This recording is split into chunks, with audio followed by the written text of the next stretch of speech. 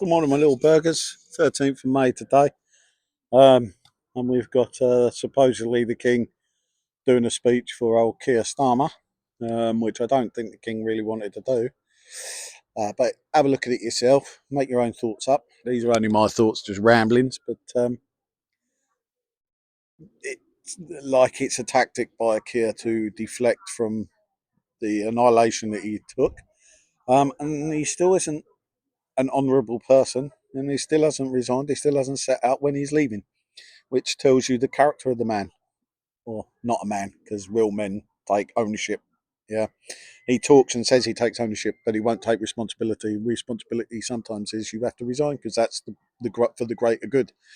But he's so intent on being the leader of this party, he won't take that decision because he's not a man. He's not a decent person. Yeah, but that's my thoughts anyway. But just come back from a little walk today. The weather's nice. Hugged the tree today, right, again. So getting in touch with the world. Right. Been listening to the Bible again. There's some interesting things that I've heard in the Bible, and it was lovely to hear. Um, Yesterday there was an interview with Lotus Eaters and Rupert Lowe, where he was talking about particular things, and he even described in the Bible it says where it's not your right to be given it, you must work for it in there, and it does actually state that. I think it's in Thessalonians, um, where you shall not be given nothing, and you need to work for it, and because that gives you pride, that gives you honesty for it. There are people like myself, or even worse than me, that have suffered severe ailments, illnesses, strokes, heart failure, all sorts of conditions. And these people haven't got the opportunity to be able to work. The cognitive decline that they've suffered through brain injury can affect them. Yes, you, it can be really severe for some, really bad. Um, Others, it can just affect their confidence. And after that, it's a real bad time for them to be able to get back into work. Now,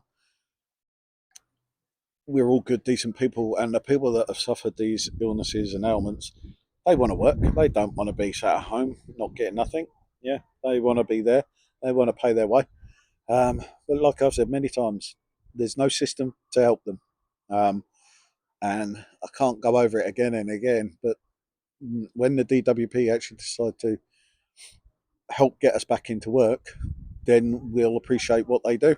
But they're willing to give um, bigamy extra payments, which I thought was against the law.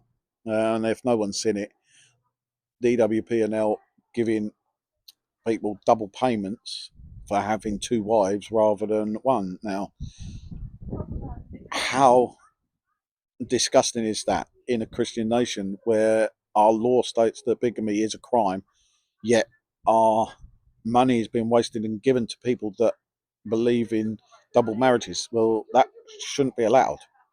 Right? If it's against the law, it's against the law. And if you're facilitating it, you're breaking the law as well. So the DWP really needs to be taken to court and actually prosecuted because they are breaking the law. They are literally the bigamist law. Go see Stephen Barrett, ask him, ask Daniel Shen Smith, these barristers online. They are fantastic guys and they've got the reference points and they understand the law. Please have a look. But bigamy, I've always believed, is a law that we can't break. But it seems to me that it's acceptable by the DWP. So does that mean that we can now hold their CEO, their head, accountable for breaking the law? Because if he's willing to pay these people, surely these should be held accountable. But unfortunately, with a Labour government, no one's held account. Yeah, look at all the rape guns that happened. It doesn't happen, and that happened under the Conservatives as well. So they're just as bad. So don't get me wrong. And then you got other parties.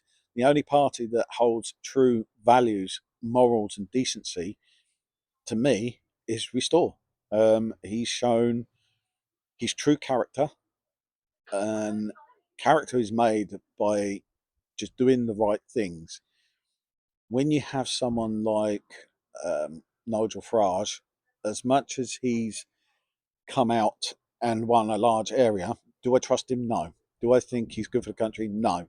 Do I think he'll lie to you? Yes. Do I think that he would tell a mistruth to get further up? Yes. Do I think he'll take money and bribes from someone? Quite possibly. Can I prove it? No. But do I think that? Yes, I do. Right. But looking at Restore, do I think he would? No. He's the sort of gentleman that wouldn't do that. Yeah. And the character is truly there. You can see it. But that's my little daily burger bites. So I'll chat with you later, my little burgers, and I'll see you later. Love you all.